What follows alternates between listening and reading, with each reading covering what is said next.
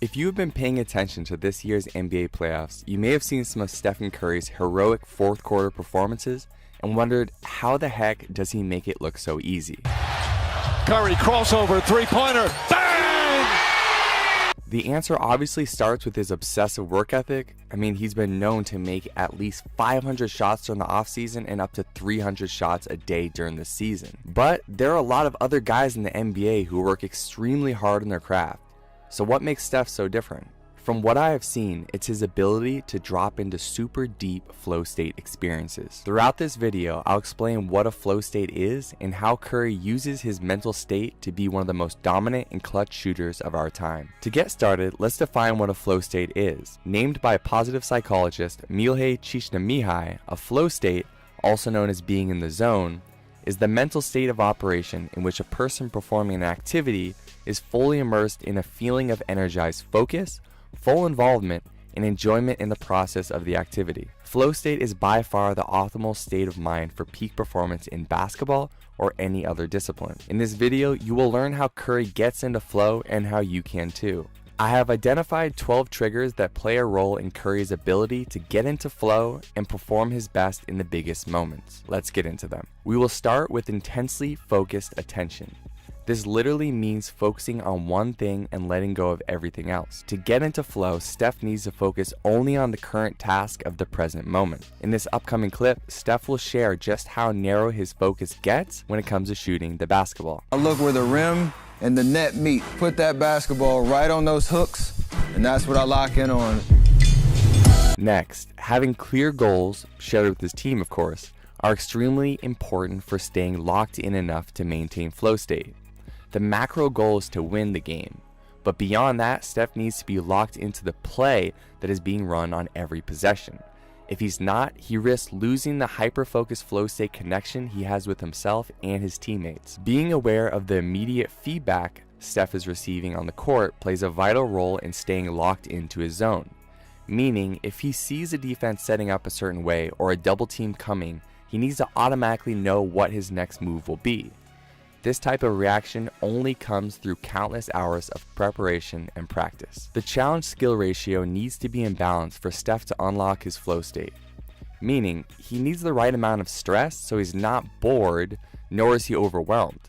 That sweet spot right in the middle is where Steph thrives, and this is evident when you see him take over games in the fourth quarter and overtime. With so much championship experience under his belt, he thrives in those big moments. Steph needs high consequences for him to fully lock into his zone. There needs to be something considerable at stake. But we can really feel the difference between a fan base and or an arena that's really engaged and really about what's going on the floor versus sometimes they get a little checked out or whatnot. And that's why you see his performance dip in the regular season games that aren't do or die versus when he's in the playoffs and his season is on the line. A rich environment is necessary for anyone who wants to get into flow, and Steph is no different. Meaning he needs to be in a situation where there's some novelty and high stakes. Fortunately, no basketball game plays out exactly like another. So this is almost always at play when he's competing. Deep embodiment is what it means to feel fully present and aware in your physical body. Steph is a master of this when he gets into his flow. He is so deeply embodied in the experience that his performance looks almost effortless. He becomes one with the experience and is in a state of pure play. Serious concentration is fairly straightforward, but it becomes more complex when you're on a team. As a leader, Steph needs to be aware whether his teammates are locked in. Having the whole team in group flow unlocks even greater potential for Steph at the individual level. I told Quinn, when I was on the bench in the first half, I just looked, the look in, he didn't make any shots in the first half, but just the look in his eye, like he knew he was ready for that moment, and that's contagious, that confidence and that energy. So good communication is also fairly straightforward, but again, it comes to working well as a team.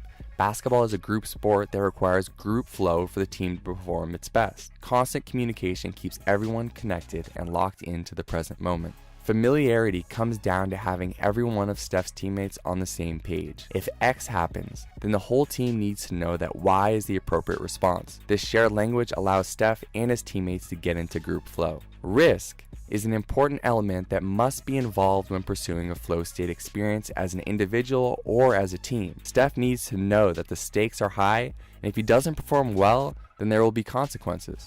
My team didn't win. I didn't play my best. That's not going to be the end of the story. It's just kind of, a down chapter in the book. So the risk involved keeps him engaged enough to enter into flow state at any moment. One of the biggest flow factors that leads to Curry's success is his sense of control, meaning he knows that in the biggest moments of the game, he has the freedom to take over the game while also knowing his team is there to back him up. This freedom allows Steph to simply have fun in the present moment, setting the stage for a flow state experience. An overarching theme in Steph's ability to get into flow state so consistently comes down to one of Nilay Csikszentmihalyi's most important principles, which was being completely involved in an activity for its own sake. Steph loves to play basketball, and it's obvious when you see him smiling, laughing, and overall acting like he's in a pickup game at his neighborhood park. And there's something for everyone to learn from the example he sets. Here's a quick recap on the flow triggers shared in this video. Intensely focused attention, clear goals, immediate feedback, the challenge skill ratio, high consequences, rich environment, deep embodiment, serious concentration, good communication, familiarity, risk, and sense of control. Thanks so much for watching this video. My name is Brandon Epstein from The B Mindset. If this video was helpful, please subscribe, like the video, drop your comments below, and check out some other mindset breakdowns available on the screen now.